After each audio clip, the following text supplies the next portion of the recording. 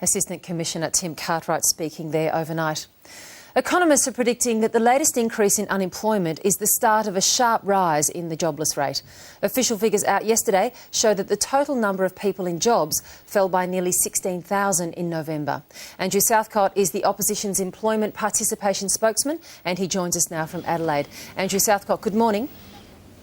Good morning, Virginia. If there's any good news, I guess, to be gleaned from this, it would seem that those job losses are mainly in part-time work rather than full-time work, which, when you look at the state of the working population generally, then that has to be slightly better, doesn't it? That's right, although I emphasise these are just 1 month's figures, and one of the things, surprisingly, the ABS have done is reduce their labour force survey by 24%, which means that the monthly surveys are less accurate.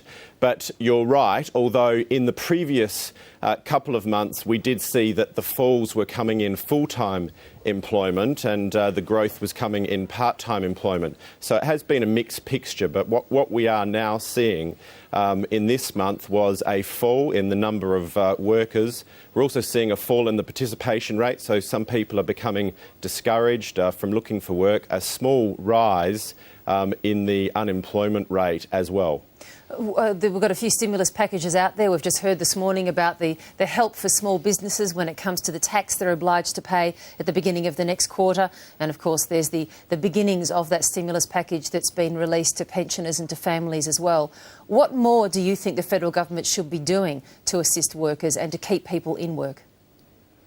Well, this is one of the extraordinary things. You mentioned the economic stimulus package, and the government has quantified the number of jobs that will be created, 75,000 down to the last job. The COAG package, they've also quantified the number of jobs that will be created from that, 133,000. And the surprising thing is that in the Fair Work Bill, in the whole regulation of workplace relations, the government is completely silent about what the employment impact will be of these new regulations. We've asked for modelling. The government has not made any modelling available and has not even said whether modelling has been done. No one has seen whether this will be good for jobs or bad for jobs or the same. Andrew Southcott, are you arguing this morning that this jobless rise is at least then in part due to the relatively new IR laws introduced by the Rudd government?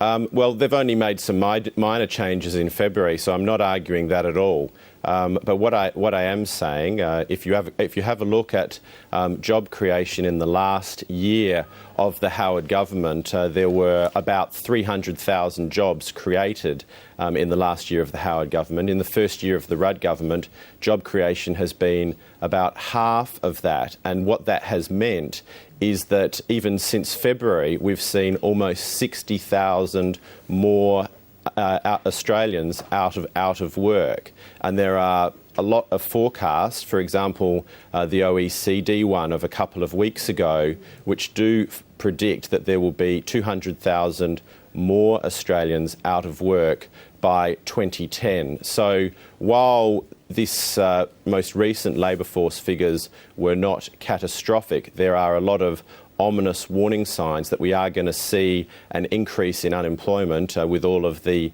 human cost that entails. Andrew Southcott, just finally this morning, just on a column that's been published this morning in the Australian newspaper, do you agree with Tony Abbott that the Nationals are damaging the Coalition's chances of re-election against the Rudd government?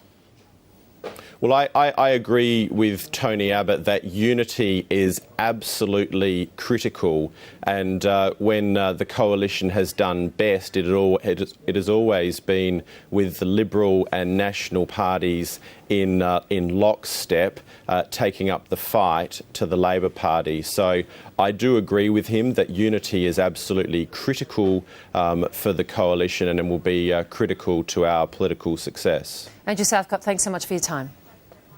Thank you, Virginia. Australia's